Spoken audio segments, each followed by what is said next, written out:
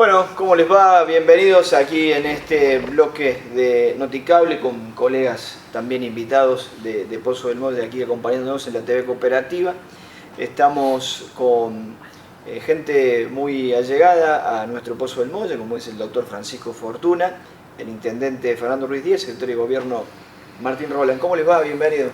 ¿Cómo anda Fran? Vamos a controlar, pues ya un amigo. ¿Cómo anda Fran? ¿Todo bien? Muy bien, muy bien. Realmente muy contento de estar hoy aquí nuevamente en Pozo del Molle. Vengo porque obviamente estuvimos hablando con Fernando y con Martín con la inquietud de visitar la localidad, ver cómo está funcionando el municipio en todas sus múltiples responsabilidades, ver cómo va la obra de construcción de la ruta, ¿no es cierto?, que comunica a esta querida localidad de Pozo del Molle con los Ucles, que está bastante avanzada ya, y también por este tema que nos ocupa y nos preocupa, que es el tema del dengue, ¿no?, porque estamos realmente viviendo un momento álgido de la epidemia, tanto a nivel nacional como a nivel provincial, y estuvimos hablando precisamente ayer con Fernando y con Martín por algunas medidas que en común se pueden tomar desde la provincia y desde el municipio, ¿no? Y bueno, y obviamente preocupados por el tema porque también viene ahora un momento clave en la epidemia que tiene que ver con el fin de semana largo, de Semana Santa, ¿no?, que habitualmente, digamos, en la historia epidemiológica de esta enfermedad, ocurre de que es una enfermedad infectocontagiosa y que generalmente la Semana Santa suele ser un momento pico y bueno, y tiene que ver también con la cantidad de casos que haya en ese momento ya en todo el territorio provincial.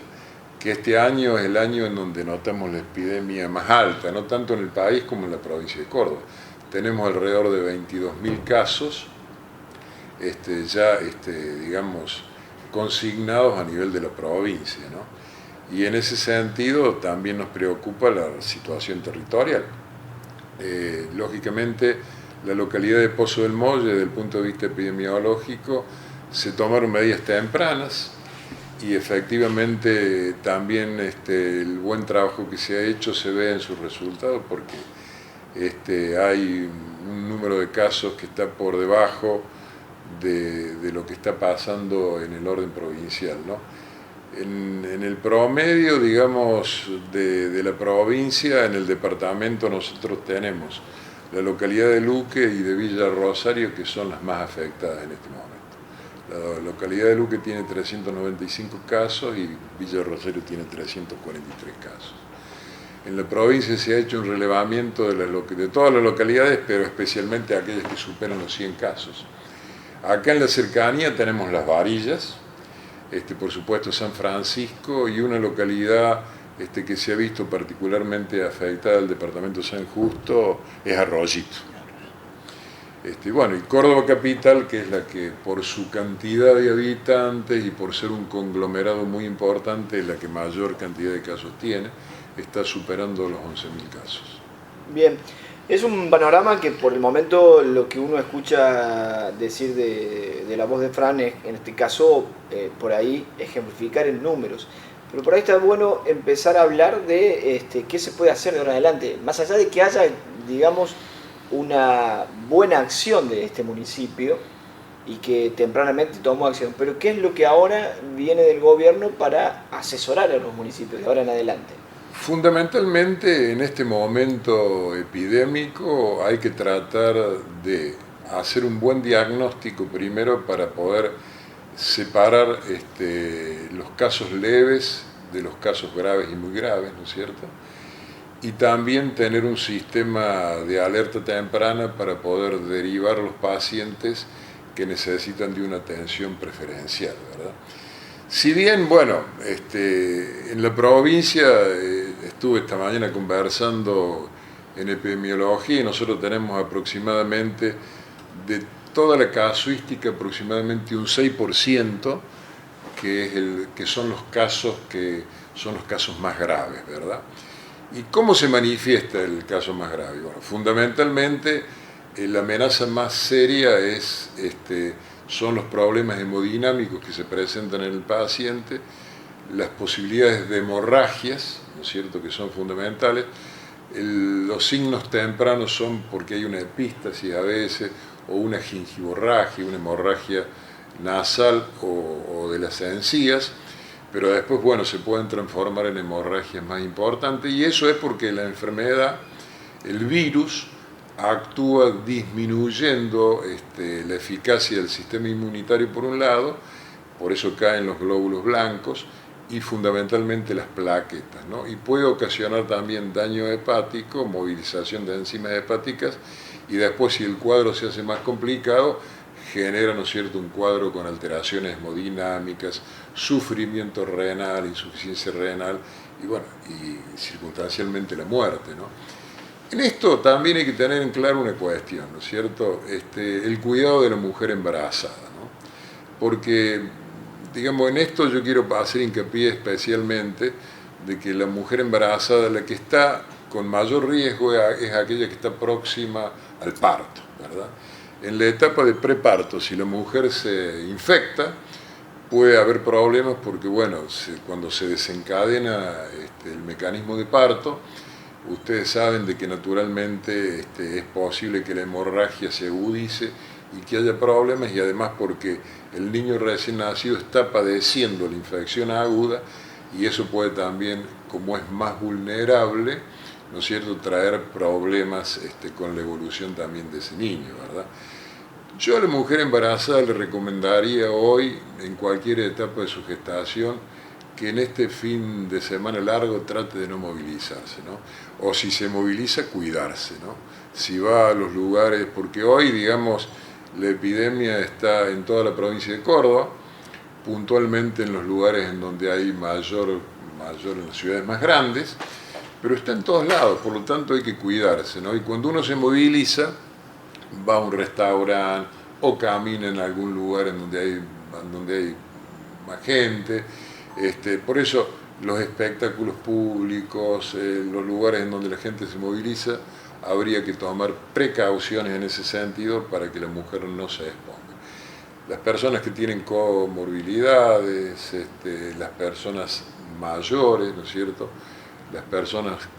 los adultos mayores, las que están en la tercera edad, también hay que cuidarse porque en definitiva son los grupos también vulnerables, a pesar de que, digamos, el grupo que más, en donde más vigencia tiene la epidemia está en el rango entre los 20 y los 35 años, ¿no? Es la población que más casos tiene, ¿no? Pero bueno, en donde se puede dar con mayor gravedad son en los grupos más vulnerables, ¿no?, como cualquier otra enfermedad de infectocontagios. Bien, conocemos también un poquito de las acciones últimas que se han hecho aquí en Pozo del Molle, Fer, Martín. Sí, bueno, acá se llevó a cabo, bueno, como dijo el doctor, por allá por diciembre estuvimos fumigando, haciendo termoniebla, y se hicieron la fumigación alrededor del pueblo, periurbana, y después dentro del pueblo, también se hicieron en las escuelas.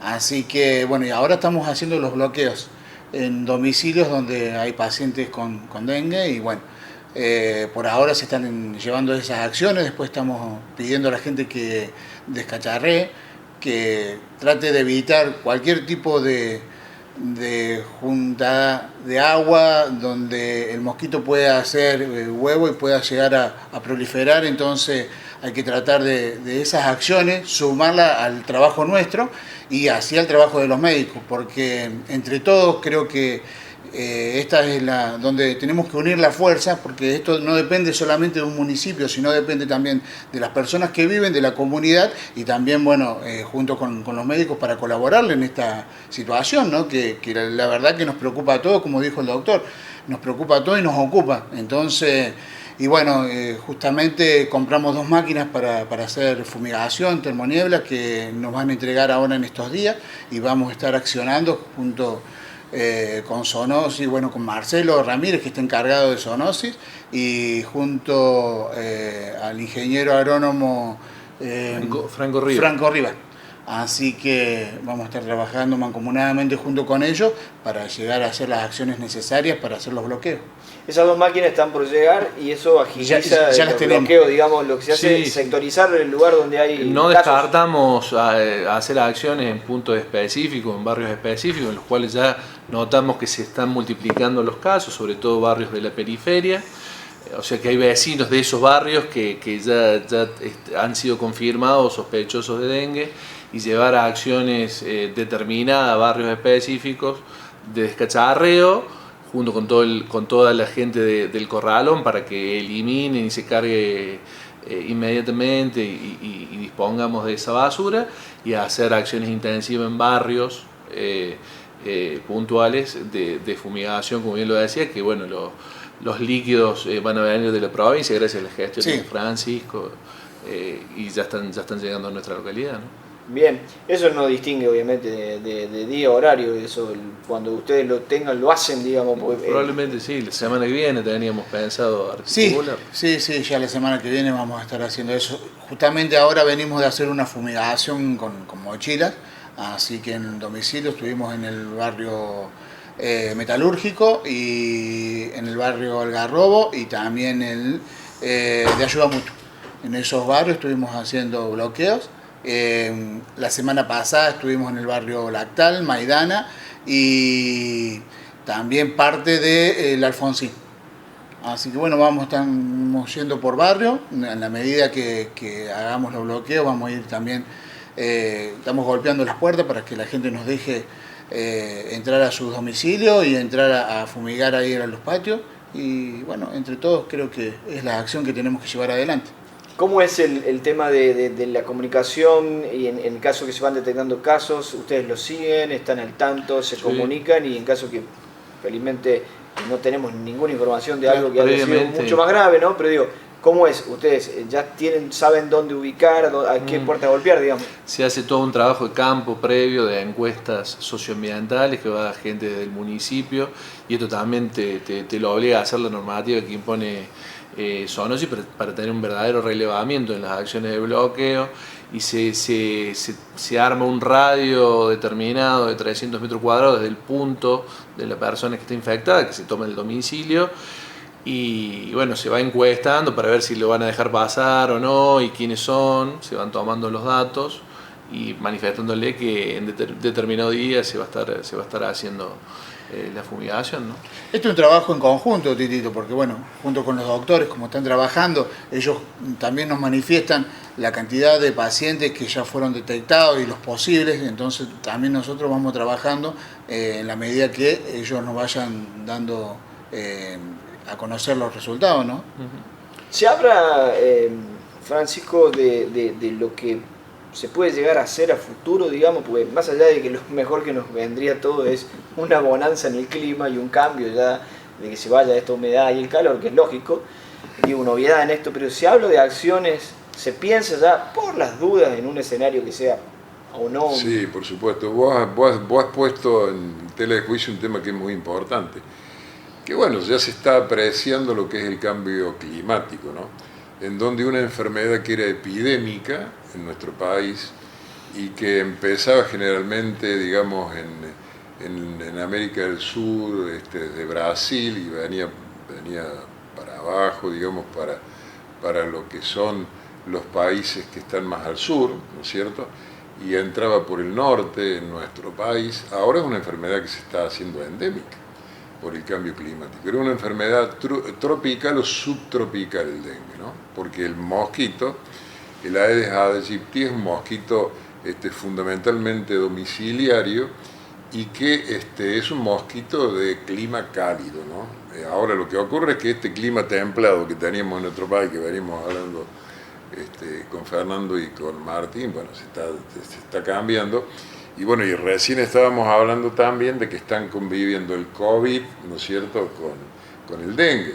Y es muy probable que después vengan las enfermedades infectocontagiosas, las conocidas IRAP, que se dan sobre todo en los niños, ¿no es cierto?, pasado, digamos, cuando empieza ya un poco más el cambio de temperatura, y están conviviendo las enfermedades infectocontagiosas. Por supuesto que en Argentina fíjate vos la importancia que tiene la competencia a veces entre los virus, que cuando tuvimos el COVID en esos años, en el año 20, 21, 22, por diversas razones. Primero porque la gente se inmovilizó, ¿no es cierto?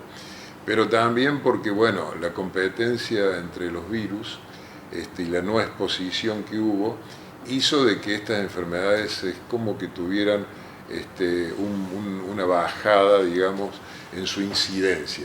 Pero a partir de ahora, por eso hay que prevenirlo. Y bueno, y hoy, digamos, hoy precisamente, hay una comisión nacional que actúa, ¿no es cierto?, en lo que hace a las inmunizaciones, la que genera los programas de vacunación y la que recomienda las vacunas en el orden nacional, que se ha expresado en el día de hoy, digamos a nivel nacional, han hecho ya una comunicación. Es decir, es probable la aplicación de una vacuna tetravalente que todavía no está, digamos, generalizada en todo el país. Ha habido 2 pruebas pilotos, una que se hizo en la provincia de Misiones y otra en Salta. Yo he estado viendo los informes, ¿no es cierto?, pero en realidad todavía estamos en una etapa, digamos que si bien está autorizada ya la vacuna por la ANMAT, todavía no se ha implementado a nivel nacional. Los criterios de implementación, también quiero dejar en claro que no es para todos la vacuna. Se va a focalizar, por un lado, se va a hacer una primera experiencia, focalizando en primer lugar un determinado territorio en donde haya mayor incidencia, después tomando un grupo etario también, y además después sacando conclusiones en lo que hace la aplicación. A pesar de que es una vacuna que ya a nivel mundial tiene 5 años de experimentación, o sea, está ya para poderse aplicar. Lo que pasa es que todavía no se ha tomado la determinación. En este momento, por eso, para que la gente tenga una cuestión en claro, lo que hay que hacer es concurrir rápidamente al médico, ¿no es cierto?, a hacerlo, digamos, con su médico de cabecera o en el dispensario o en el sector privado público. Después, cuidarse en ese sentido, ante cualquier signo de alarma, hacer una consulta, no quedarse en la casa, hacer una consulta rápida en ese aspecto para que después se pueda orientar la mejor ayuda que se le pueda dar desde el sistema sanitario, como lo comentaban tanto Martín como Fernando. Y en ese sentido creo de que hay que tomar estas medidas de precaución. Pero obviamente vamos hacia una problemática que además tiene otro aspecto, que tiene que ver con las personas que han tenido la prima infección, que se han infectado por primera vez. Cuando la población va creciendo, cuando venga después otro proceso del año que viene, porque estamos diciendo que es una enfermedad que es epidémica, pero que se está haciendo cada vez más endémica, es decir, cada vez los casos autóctonos son los más importantes. Cuando uno tiene la reinfección puede tener mayores dificultades. Hay cuatro virus distintos, digamos, que actúan, ¿no es cierto? 1, 2, 3, de 1, de 2, de 3 y de 4.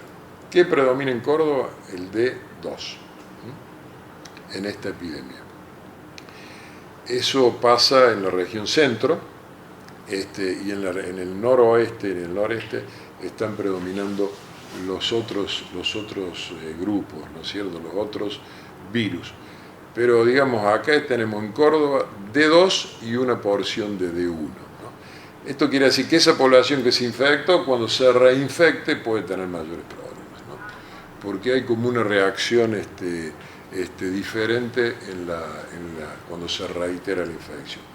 Y bueno, y después vamos a tener en el medio, a lo mejor en este periodo, después que pasemos este proceso, es muy probable, o a lo mejor en la cola, o en lo que puede ser esta etapa de la epidemia, hay que ver cuál es la política nacional que se va a definir para todas las provincias de Argentina, porque estas son medidas nacionales que se toman de acuerdo a una serie de parámetros. Yo lo que les estoy anticipando es un poco lo que ha pasado en el informe que ha hecho la Comisión Nacional que atiende las cuestiones, ¿no es cierto?, de las vacunas, ¿no? Y que hay un órgano específico que trabaja permanentemente y que informa, ¿no es cierto?, al Estado y al Gobierno Nacional y a través del Gobierno Nacional en las provincias de lo que pasa en el monitoreo de las enfermedades infectocontagiosas.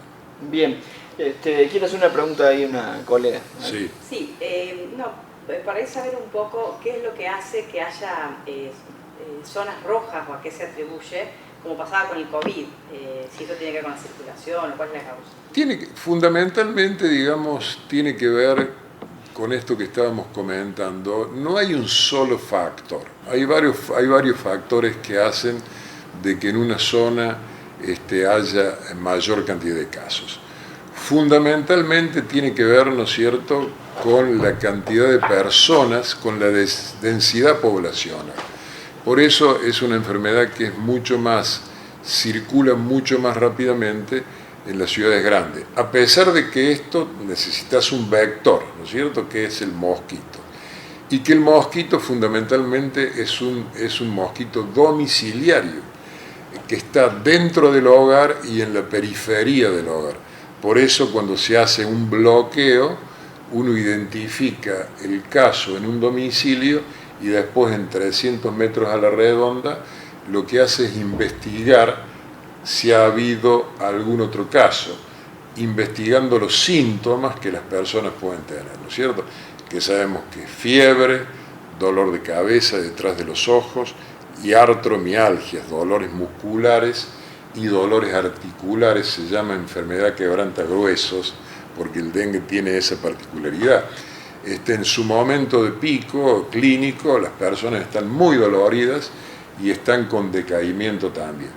Si se agrava la enfermedad, empiezan los procesos de deshidratación, ¿no es cierto?, y los procesos que tienen que ver con las modificaciones hemáticas, porque se caen las plaquetas, pueden aparecer las hemorragias, puede haber después lesiones hepáticas también, se movilizan las enzimas hepáticas y lo que yo les comentaba, de que los cuadros se pueden agravar, puede haber hemorragias digestivas, ¿no es cierto?, y más aún, bueno, agravan la situación de una cuestión natural como es el parto, si la mujer se infecta en los momentos previos, ¿no es cierto?, en el preparto, ¿no es cierto?, que eso hay que tenerlo en claro.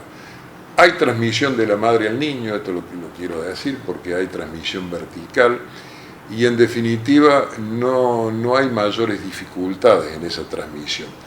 Puede, en la última etapa de gestación, por ahí generar un nacimiento prematuro también. Todo depende de la gravedad con que se manifieste la enfermedad en esa persona. Ustedes saben que las enfermedades en las personas pueden actuar con distinta virulencia en este caso, ¿no?, por tratarse de un virus. Pero bueno, en definitiva esto es un poco lo que uno puede decir en ese sentido, ¿verdad? Y lo que uno recomienda ahora es este cuidado especial de que por más de que uno diga o sienta o crea que está enfermo, hacerle consulta. Y hacerlo, ¿no es cierto?, en el centro de salud habitual, en el que uno más cercano tenga. El gobierno de la provincia está recomendando que las personas concurran a los centros de atención primaria de la salud, porque si no se reúne demasiada gente en las guardias hospitalarias. Pero bueno, lo importante como consejo es ir, o sea, donde sea, cuando uno tenga este tipo de problemas, porque lo que no puede ocurrir es que la persona se quede aislada del sistema de salud. Tiene que hacer una consulta y tiene que estar predispuesta a que se le controle en su evolución. Puede uno empezar bien, la enfermedad dura de 7 a 10 días, puede uno empezar bien y terminar mal, ¿no es cierto? Puede empeorarse el cuadro. Y en eso con el diagnóstico como es clínico, y un laboratorio básico, un citológico completo, unas plaquetas que se piden, es suficiente. No hace falta hacer el diagnóstico serológico. El diagnóstico serológico, que investiga ya el virus, se hace con los pacientes que están internados, complicados o los que han muerto. También, por ejemplo, todas las personas que dan sangre, por supuesto que se hace el estudio virológico, ¿verdad?, en esta etapa, pero bueno, estas son las consideraciones un poco generales que hay que tener en cuenta, ¿no? Bien, nos vamos a hablar de lo que fue esta visita a Corral del Bajo, hablamos un poquito de imágenes que también ya nos pasaron esta mañana.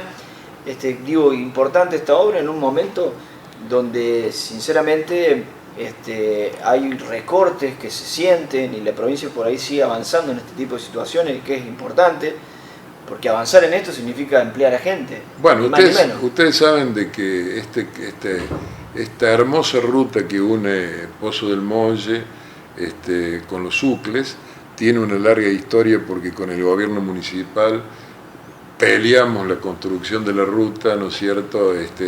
La pedimos varias veces, y en su momento yo recuerdo, y hoy lo recordamos, que cuando hicimos la primera reunión, porque obviamente son rutas que se están haciendo con un fondo provincial que proviene, ¿no?, que esto hay que dejarlo claro, del impuesto que se le cobra, del impuesto inmobiliario rural.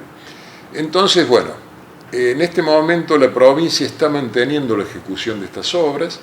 Por supuesto que cuando el presupuesto del año pasado quedó ejecutado hasta diciembre, y ahora se está acumulando un recurso en ese fondo, ¿no es cierto?, fiduciario que tiene la provincia, lo que va a permitir realimentar la ejecución de estas obras. Hoy estuvimos ahí en Corral de Bajo y vimos que ahí está concluyendo la obra, y están siguiendo, digamos, en la construcción con los alteos y los movimientos de tierra, para después empezar con la imprimación y seguir. Bueno, yo con mucha satisfacción, tanto con Fernando como con Martín, hemos visto, ¿no es cierto?, que la ruta está ya terminada. Ahí faltan todavía, la señalización está, faltan algunas cuestiones más que tienen que ver con el tendido de la ruta, de protección, digamos, para en algunas curvas, etcétera, etcétera, pero está muy bien la obra en ejecución, y con mucha satisfacción les podemos decir que esta obra la vamos a estar concluyendo, que se va a seguir construyendo la obra. En el departamento Río Segundo se han hecho varias obras. Esta, digamos, es una obra que tiene una larga historia, ¿no?, una historia que hace muchos años que se la estaba pidiendo, y felizmente ahora se ha logrado. Bueno, en ese sentido el municipio ha tenido un rol muy importante, porque en su momento hubo que lograr también la adhesión de los productores, que ellos les pueden comentar acá, tanto Fernando como Martín. Pero bueno, yo estoy realmente muy satisfecho de haber venido hoy a acompañarlos, tanto Fernando como Martín y el gobierno municipal, porque es, digamos, una iniciativa que ha tenido fundamentalmente que ver con la inquietud que tuvo la gente de Pozo del Molle.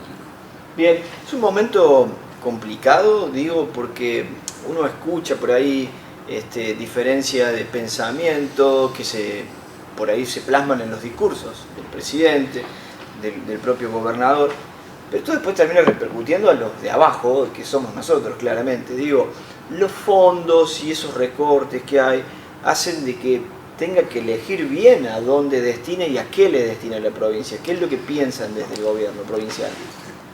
El gobernador Martín Yarlora ha repetido muchas veces de que además de un programa que logre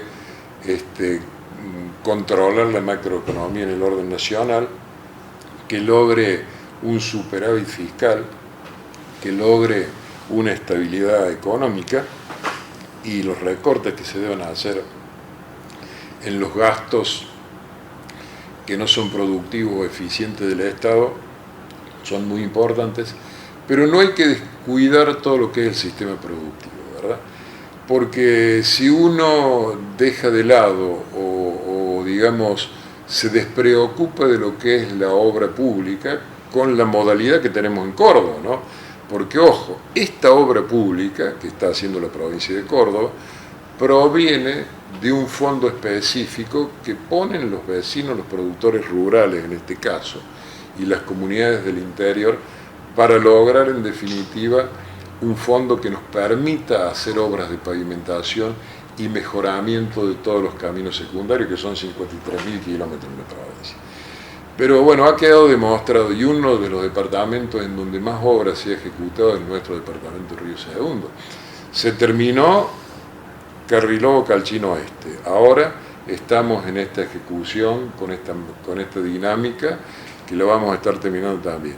Se está construyendo la unión de la Ruta 10 con Calchino Oeste, que está ya con un nivel de ejecución también de imprimación de una parte de la ruta. Se han construido más o menos 4 kilómetros, pero en definitiva ahí son 18 kilómetros que hay que construir también, y se están los alteos, en los alcantarillados, en movimientos de tierra. Por el otro lado se terminó en Cativo, Videla, la Ruta 10, ¿no es cierto?, que eso beneficia a todo lo que son los habitantes de la Ruta 10, Junturas, Colazo, todos los pueblos y localidades que están ahí también. Y también, por ejemplo, doy otro ejemplo, Impira, la autopista, que está terminada la ruta, y también Luque, Capilla del Carmen, que están terminadas, ¿no? Falta Capilla del Carmen, Ruta 19, Los Chañaritos, que eso también está prevista en ejecución. O sea, todos estos fondos son fondos que tienen un destino, que no se pueden usar para otra cosa, y que son acuerdos que el gobierno provincial ha hecho con el sector agropecuario. Entonces esos fondos están bien administrados. ¿Quién los administra? Que esta es otra cuestión. Porque usted puede tener la plata. Ahora, ¿cómo se administra ese recurso? ¿Con qué transparencia? Y bueno, está la mesa de enlace sentada en la administración de estos recursos. Por eso acá no se gasta un peso, ¿no es cierto?, que no esté dirigido precisamente a la construcción de determinada obra, y tiene la auditoría que hace el sector privado. Por eso el sistema de obra pública que tiene la provincia de Córdoba, lo mismo, las viviendas, semillas que se hicieron acá, que ustedes tienen 24 viviendas que ya están terminadas prácticamente, ¿no es cierto? ¿Cómo se hace? Con la administración municipal, en donde vos tenés la auditoría de toda la gente. Además del Consejo Deliberante y del Tribunal de Cuentas, tenés lo que ven los vecinos, a dónde va, quién hace la obra, a dónde se compran los materiales, en tiempo informa, cuál es la calidad de la obra. Entonces, el sistema que nosotros tenemos en la provincia de Córdoba es un sistema que tiene garantías en que ese fondo va para un destino determinado, y tiene el contralor de la gente, que hoy es muy valioso, ¿no es cierto?, como estamos escuchando y vemos en la prensa nacional el desvío de los recursos, que se malusan, que hay cosas que son realmente aberrantes. Eso no pasa en la provincia de Córdoba. Por eso nosotros tenemos también, y además porque imagínense la mano de obra. Nosotros en Córdoba, en la época de plena ejecución de obras, teníamos 40.000 personas que estaban trabajando en la obra pública. Circunvalación, todas estas rutas, porque no es solamente el departamento Río Segundo, esto se está haciendo en toda la provincia. Sí, yo digo con mucha satisfacción que el departamento Río Segundo, de los 350 kilómetros que se construyeron hasta el 31 de diciembre del año pasado, nosotros tuvimos 120 kilómetros de ruta nueva. Un kilómetro de ruta, el último dato que tengo yo, sale 300 millones de pesos, el último dato, no sé ahora la semana que viene. Porque ese es el otro problema en la ejecución de las obras. Cuando está dispuesto el recurso, rápidamente la provincia dispone de su ejecución, porque no le interesa tener la plata en el tesoro provincial. Lo que interesa es comprar los insumos, porque los insumos van rápido, y bueno, y son obras que están obviamente licitadas, en donde ha habido una exposición, ha habido varias empresas que se han presentado.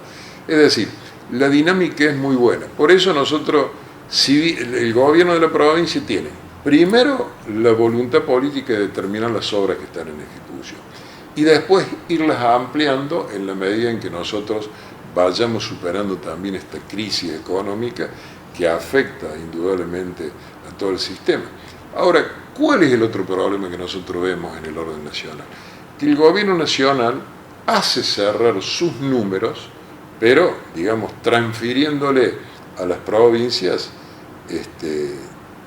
en gran parte el problema, no solamente al Estado provincial, sino también a la población. ¿Por qué? Porque ¿cómo han cerrado los números en el orden nacional?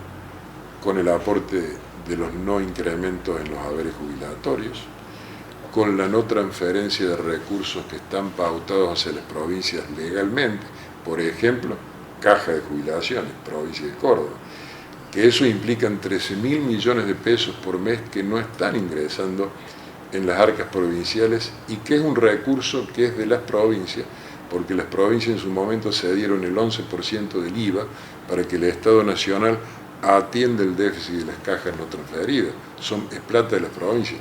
La provincia no le pide a la nación que le transfiera discrecionalmente recursos como puede haber pasado con otras provincias. Nosotros lo único que reclamamos son los recursos que genuinamente son legales para la provincia. Y por el otro lado está el gobernador dispuesto a acompañar el proceso nacional y tratar, por supuesto, de llevar adelante el acompañamiento del gobierno, pero también entendiendo, o sea, el gobernador Yarlora lo que no podía hacer era, por ejemplo, convalidar el incremento en las retenciones, ni para el sector agropecuario y menos aún cuando le querían meter el 15% de impuesto a la industria, que eso hacía inviable ya en Córdoba, hoy en Córdoba, ¿no es cierto? Nosotros tenemos que la fábrica, por ejemplo, automotrices están trabajando menos días, ¿no es cierto? Yo he estado recorriendo el departamento, es un departamento que ustedes saben tiene una gran actividad económica. Por ejemplo, toda la industria del mueble hoy está sufriendo, porque en definitiva todo lo que es el mercado interno, ¿no es cierto?, con la crisis que hay, ha disminuido en su capacidad, o sea, los salarios están bajos, las empresas no producen lo que tienen que producir, la inflación todavía no se ha frenado de ninguna manera, y todo esto genera una situación de crisis en el sistema económico muy importante. Lo que nosotros pedimos es que haya un equilibrio en el manejo de las cuentas públicas y que no le transfieran a la población y a las provincias todo el ajuste, ¿verdad? Que sea más equitativo, porque ¿en dónde se produce? Se produce en las provincias. El Estado Nacional no produce absolutamente nada. Los recursos se producen de distinta manera en cada uno de los territorios provinciales. Y Córdoba no ha sido históricamente demasiado agraciada por ningún gobierno, sino todo lo contrario, en transferencias discrecionales. A nosotros no nos han dado más plata para esto, para esto y para esto otro. Entonces, ahora no nos están dando ni la que nos deberían dar. Por eso hay una discusión en ese aspecto y esperemos que haya sensatez en ese sentido, de que el gobierno nacional retome definitivamente el diálogo, de que se puedan discutir estos temas también en el Congreso Nacional, para eso están las instituciones, y cuando se haga el pacto del 25 de mayo nos encuentren en las mejores condiciones posibles. Nosotros estamos muy seguros, ¿no es cierto?, de que tenemos en claro la necesidad de que este país se pueda ordenar y que hace falta corregir vicios que el kirchnerismo había dejado dentro del sistema y que pasaron en los últimos 20 años, ¿no? Inclusive con el gobierno de Macri, eso está absolutamente claro, y que la gente se cansó. Por eso también tuvo un resultado a favor la candidatura de Milei. Pero nosotros en Córdoba tenemos un estilo, nosotros hace 20 años que tenemos superávit fiscal. Y aún hoy con la crisis que tenemos, lo tenemos. Entonces, lo que queremos es que la nación tenga un criterio de justicia. Nosotros vamos a apoyar el gobierno nacional, el gobernador Yarlora también con nuestros diputados nacionales está trabajando para consensuar y para que el gobierno nacional pueda tener las leyes que le hagan falta. Bien, gracias Fran por la visita. Voy a cerrar, si le parece, Analí, no sé si tenía alguna pregunta. No, ¿verdad? simplemente acompañando esta idea del ajuste que llega a los ciudadanos, a todos y cada uno, también me imagino afecta a los municipios, ¿no? Sí, no nos escapa esa situación a nosotros. La verdad que es como decía el doctor Francisco, para nosotros se nos hace cuesta abajo y bueno, con los recursos que tenemos y gracias a Dios que la provincia siempre está al lado nuestro, que el gobernador, bueno, en este caso Francisco siempre está dándonos una mano y bueno, nosotros estamos muy agradecidos de eso porque la verdad que se están en todos los detalles y nunca nos dejan solos, entonces uno tiene que ser agradecido de todas las manos que va recibiendo, ¿no? Bien, se vienen 120 años, puso el Mose, le decimos acá a Fran a ver si llega también algo. Claro, por ¿Puede ser o no? supuesto. Siempre me estaba acompañando. Un número muy bueno. Un buen cumpleaños. Claro, es muy buen cumpleaños.